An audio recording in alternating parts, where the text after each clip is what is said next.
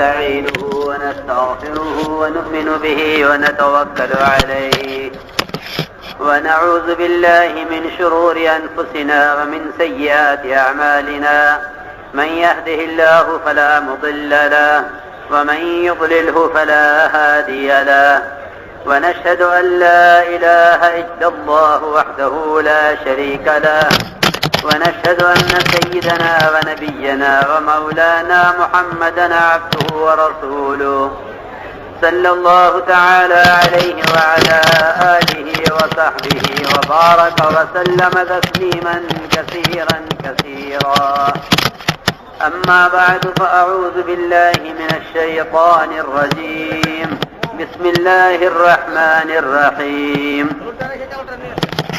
ومن أحسن قولا ممن دعا إلى الله وعمل صالحا وقال إنني من المسلمين وقال الله سبحانه وتعالى قالت الأعراب آمنا قل لم تؤمنوا ولكن قولوا أسلمنا وقال عليه الصلاة والسلام المؤمنون هينون لينون كالجمل الآنف إن قيد انقاد وإن أنيق على صخرة استناق وقال عليه الصلاة والسلام من قال لا إله إلا الله مخلصا دخل الجنة قيل وما إخلاصها قال أن تحجزه عن محارم الله أو كما قال عليه السلام.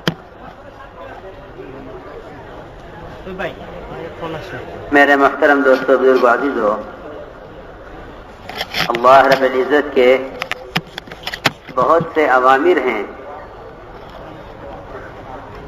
اور ان تمام اوامر کے پورا ہونے کا مدار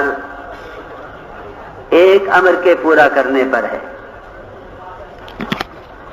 اللہ رب العزت کے بہت سے اوامر ہیں اور ان اوامر کے پورا ہونے کا مدار اللہ کے ایک امر پر ہے، اور امت اجتماعی طور پر اس امر سے غافل ہے۔ جس امر کے پورا کرنے پر تمام اوامر کے پورا ہونے کا مدار ہے، امت اس امر کے پورا کرنے سے بالکل غافل ہے، اور وہ امر ہے ایمان لانا اللہ پر۔ امت اس امر سے غافل ہے، جانتی ہے نماز پڑھنا فرض ہے، اللہ کا امر ہے، روزہ رکھنا فرض ہے، اللہ کا امر ہے، شراب سے بچنا فرض ہے، اللہ کا امر ہے، حج کرنا فرض ہے، اللہ کا امر ہے۔ فرائض کو پورا کرنا اور حرام سے بچنے کے امر کو امت اوامر سمجھتی ہے۔ صرف اجتماعی غلطی امت سے یہ ہوئی کہ سب سے بڑا امر جو ان سارے اوامر کے نازل ہونے سے پہلے آیا، جو ان سارے اوامر کے نازل ہونے سے پہلے آیا، وہ امر ہے اللہ پر ایمان لانا۔ اس امر سے امت غافل ہے، اس امر سے امت غافل ہے۔ یہ بھی اس طرح اللہ کا حکم اور امر ہے جس طرح نماز پڑھنا، روزہ رکھنا، حج کرنا، زکوٰۃ دینا، یہ اللہ کے اوامر ہیں، لیکن امت اس امر سے غافل ہے۔ اللہ رب العزت کا سب سے پہلا حکم ہے یا ایھا الذین آمنوا آمنوا، یہ امر بھی ایمان والوں کے لیے ہے۔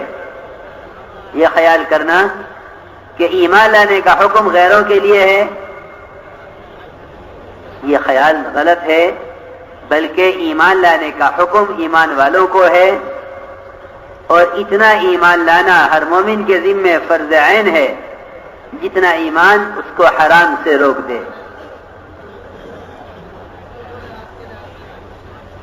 صحابہ کرام ایمان کے کمال کو پہنچے ہوئے تھے، ایمان کے کمال کو پہنچے ہوئے تھے۔ کہا گیا آمنو کما آمن الناس، ایمان ایسا ایمان لاؤ جیسا ایمان صحابہ کرام لائے ہیں۔ اس کے باوجود صحابہ کرام کو حکم تھا کہ اپنے ایمان کی تجدید کرتے رہو۔ میرے دوستو، بزرگ عزیزو، میری ساری تمہید کا اصل مقصد یہ ہے کہ امت ایک بڑے فریضے سے غافل ہے۔ جو اس فریضے کو جانتے ہیں وہ اس فریضے کو ادا کرنے کا طریقہ نہیں جانتے۔ اللہ تعالیٰ کا کوئی امر طریقے سے خالی نہیں ہے۔ نماز کا امر ہے، اس کا طریقہ ہے۔ زکوٰۃ کا امر ہے، اس کا طریقہ ہے۔ حج کا امر ہے، اس کا طریقہ ہے، اس کے مناسک ہیں۔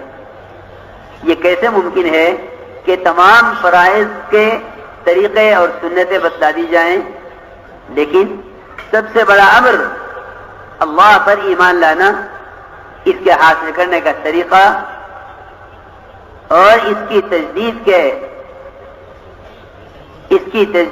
کی محنت اور وہ طریقہ نہ بتلایا جائے، ایسا ممکن نہیں ہے۔ اس لیے سب سے پہلے یہ بات سمجھ لو کہ اللہ پر ایمان لانا یہ اللہ کا سب سے بڑا امر ہے۔ صحابہ کرام اس امر کو پورا کرنے کے لیے مسجدوں کو ایمان کے حلقوں سے آباد کرتے تھے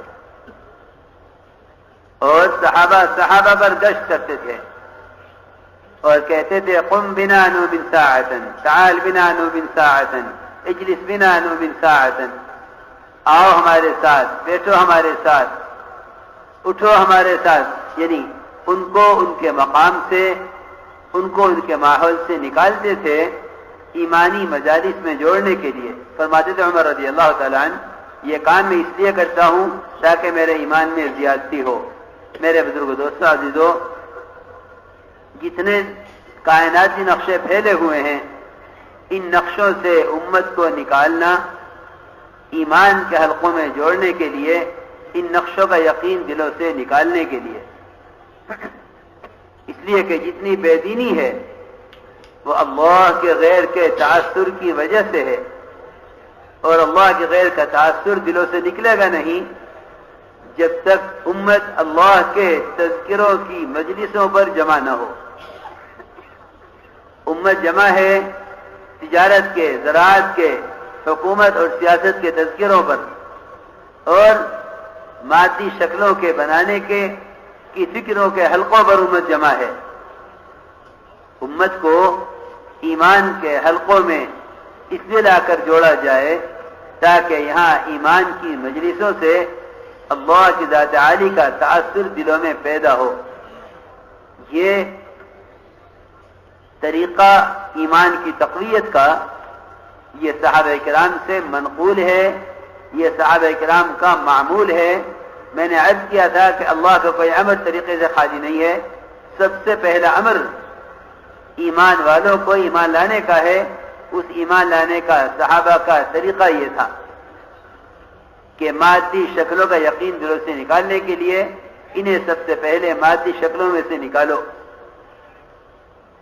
اور مسجد میں ایمان کے حلقوں میں لا کر جوڑنا، یہ صحابہ کرام کا معمول ملتا ہے۔ اس سے میرے بزرگ دوستو عزیزو، سب سے اہم اور بنیادی کام یہ ہے کہ ہم اپنے ایمان کی تقویت کے لیے اور اللہ کے معصیوں کا یقین دلوں سے نکالنے کے لیے ایمان کی مجالس سے اللہ کی مساجد کو، ایمان کی مجالس سے اللہ کی مساجد کو صحابہ کی طرح آباد کریں۔ ایک صحابی،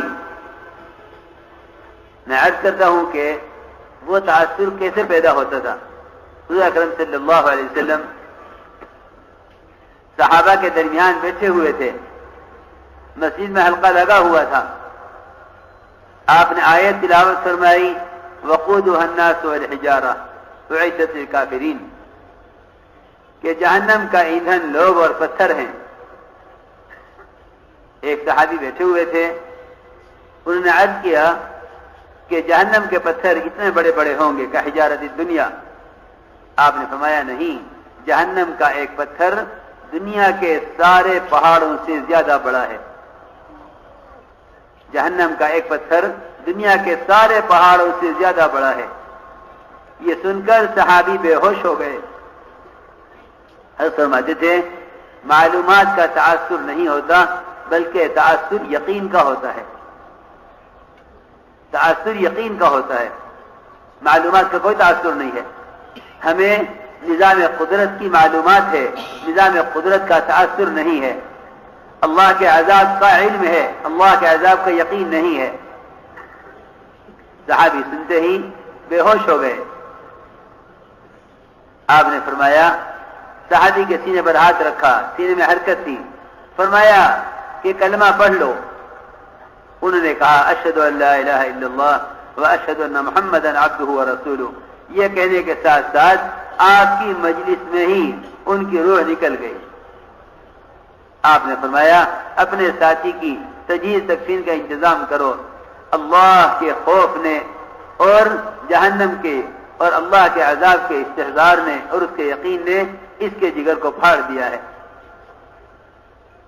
صحابہ نے جب یہ دیکھا اور آپ نے فرمایا کہ یہ جنت میں داخل ہو گیا، صحابہ نے عرض کیا کہ یہ خصوصیت اسی کے لیے ہے کہ یہ کلمہ پڑھ کر جنت میں داخل ہو گیا۔ آپ نے فرمایا کہ کیا تم نے اللہ کا کلام نہیں پڑھا؟ ذالک لمن خاف مقامی وخاف وعید، جو شخص بھی میری وعید سے ڈرے گا اور میرے سامنے حاضری کا خوف رکھے گا اس کے لیے یہی وعدہ ہے۔ میرے دوستو بزرگو عزیزو، امت کو اعمال مسجد میں سب سے پہلا عمل اور اللہ کے اوامر میں سب سے پہلا امر کہ امت کو ایمان کی مجلسوں پر جمع کیا جائے اور ظاہری نقشوں کا تاثر دلوں سے اس طرح نکالا جائے جس طرح حضور اکرم صلی اللہ علیہ وسلم اپنے صحابہ کے دلوں سے ظاہر کا تاثر نکالا کرتے تھے۔